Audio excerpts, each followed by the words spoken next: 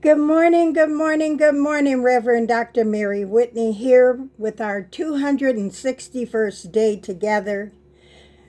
What do you mean I don't drink to get drunk? What does that statement really mean? I've often heard it said.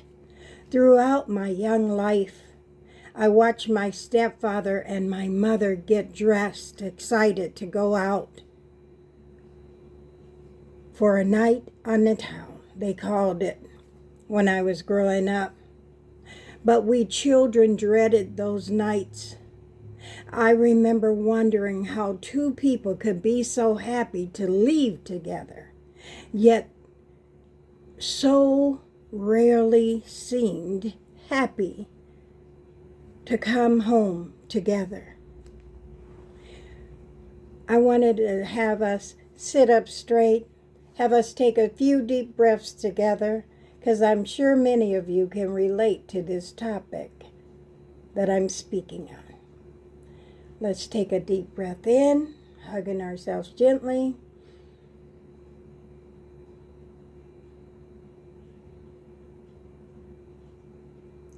Deep breath out. Yes. One more. Deep breath in.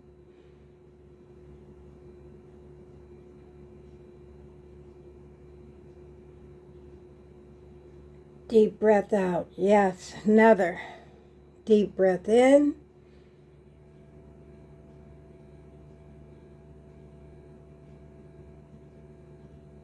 Deep breath out. Yes, the arguing, the fussing and cussing about my mother looking at or talking to other men would begin. I could feel fear rising in my heart as their voices grew louder. I knew what could happen next. Eventually, he would hit my mother, and she would fight back. She was a small woman, but he was more than twice her size. I remember seeing my mother stab him. I remember the blood. I remember screaming. I even remember one time when I leaped on his back, trying to get him off my mother, and he slammed my small body against the wall. I remember my mother stabbing him in the back with the scissors. Yes, I remember that, and pulling downward on those scissors. I saw the flesh open. And those memories as a child should never have to be carried by one so very young. So when someone says I don't drink to get drunk, I just drink to have a good time, I want us to take a pause for a moment. Maybe that is true for some people, but I also want us to ask several deeper questions. What happens after the drinking begins? Does alcohol change your behavior? Does it change your judgment? Does it change the way you speak to your spouse or your significant other? Does it make you more aggressive, suspicious, or unpredictable? Think about those things, because children don't experience your intentions.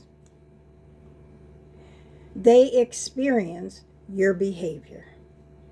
Yes, they experience your behavior, not your intentions. And this is where I know for myself, I have to humble myself, because humility matters in the way we come up with the answers we're seeking. I cannot tell every person why they drink. I cannot know what is happening inside someone else's heart, but I can ask questions. If you are a parent, do you drink to relax? Or does drinking sometimes take you somewhere you didn't intend to go in the first place? Think about that.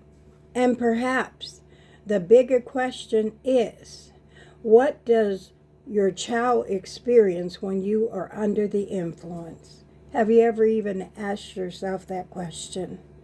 You may believe you can handle the chaos, but your child may be learning that chaos is normal. Our intentions plus our behavior plus the impact equals what others actually experience. Your intentions matter, but so does your behavior.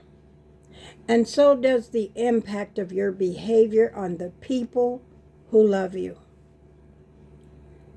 As we reflect on this particular message or thought pattern, sometimes breaking a generational cycle begins with you being willing to say, what I experienced as normal may not have been healthy.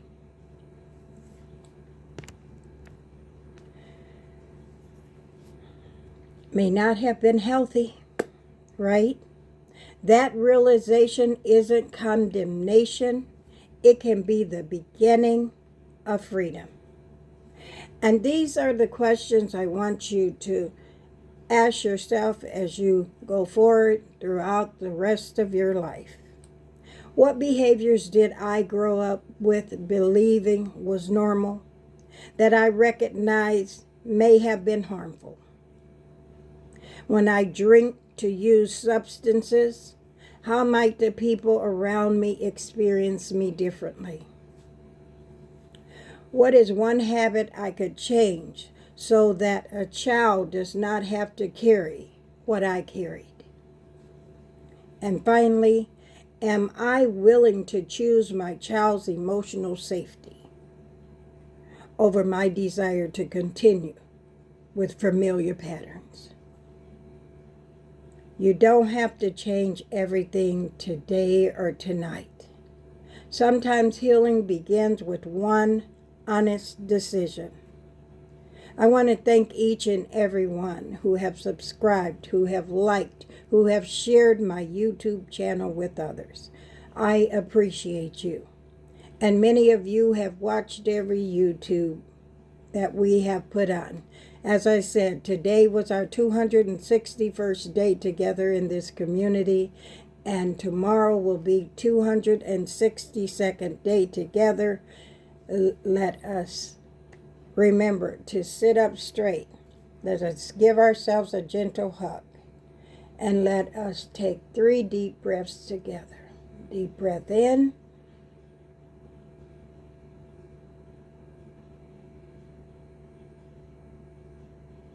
Deep breath out. Deep breath in.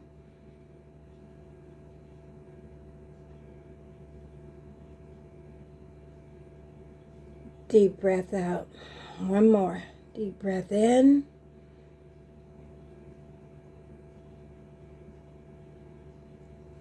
Deep breath out. Yes, thank you so much. And we will see you on day 262, the Lord willing, I say. Thanks again. Subscribe, please. Have a great day. We love you. Be safe.